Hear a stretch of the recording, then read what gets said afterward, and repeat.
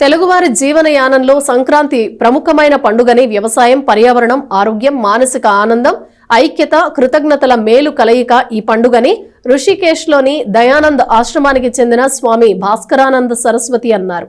వివేక్ విద్యా సంస్థల ఆధ్వర్యంలో శుక్రవారం సంక్రాంతి సంబరాలను ఘనంగా నిర్వహించారు. బురిపాలెం రోడ్లోని శ్రీ వివేకానంద సెంట్రల్ స్కూల్లో క్రీడా మైదానంలో తొలుత సంక్రాంతి పండుగ సందర్భంగా బాలికలకు నిర్వహించిన ముగ్గుల పోటీల్లో విద్యార్థినులకు ఋషికేశ్లోని దయానంద ఆశ్రమానికి చెందిన స్వామి భాస్కరానంద సరస్వతి చేతుల మీదుగా బహుమతి ప్రదానం చేసి సంక్రాంతి సంబరాలను ప్రారంభించారు. బి భవానీ మొదటి బహుమతి, ఎస్ హర్షిని ద్వితీయ బహుమతి, ఎస్ రేణుక తృతీయ బహుమతిని అందుకున్నారు.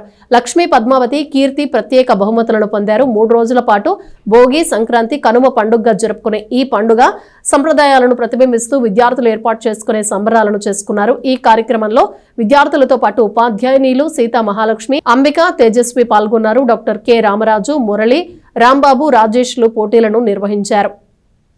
అందరికీ రాబోయే సంక్రాంతి శుభాకాంక్షలు.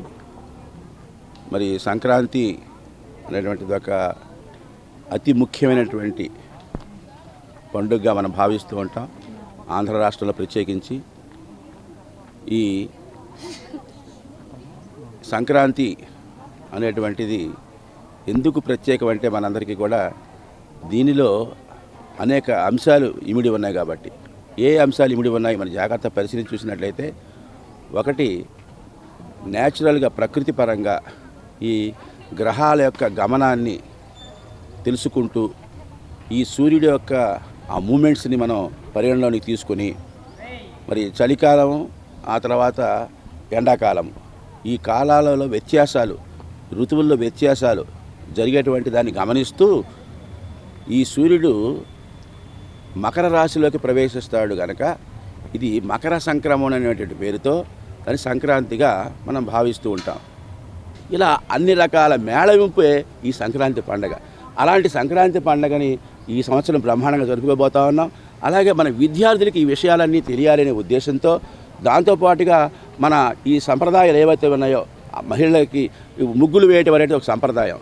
ఈ ముగ్గులో కూడా ఆరోగ్యం ఉంది, అందులో సున్నం ఉంటుంది. ఈ సున్నం అనేటువంటి క్రిమికీటకాదుల దగ్గరికి రానివ్వదు. ఏ ఇంటి ముందు సున్నం వేస్తారు అంటే ముగ్గులు వేస్తారో ఆ ఇంట్లోకి క్రిమికీటకాదులు రావు. అది తెలియటం కోసం మరి ముగ్గుల పండగలాగా జరుపుకుంటాం మనందరం కూడా ఈ ప్రత్యేకమైనటువంటి సంక్రాంతి సందర్భంగా. అలాగే ఆహారంలో కూడా మరి అరిసెలు లాంటి, బూరెలు లాంటివి అంటే ఏవైతే బెల్లంతో తయారు చేస్తారో, నువ్వులతో తయారు చేస్తారో ఆ ఆహారాన్ని కూడా అరిసెలు అవన్నీ తయారు చేసుకుని మరి చేస్తూ ఉంటారు. అలాగే పొంగలి, బెల్లాన్ని పొంగలి కూడా చేస్తారు.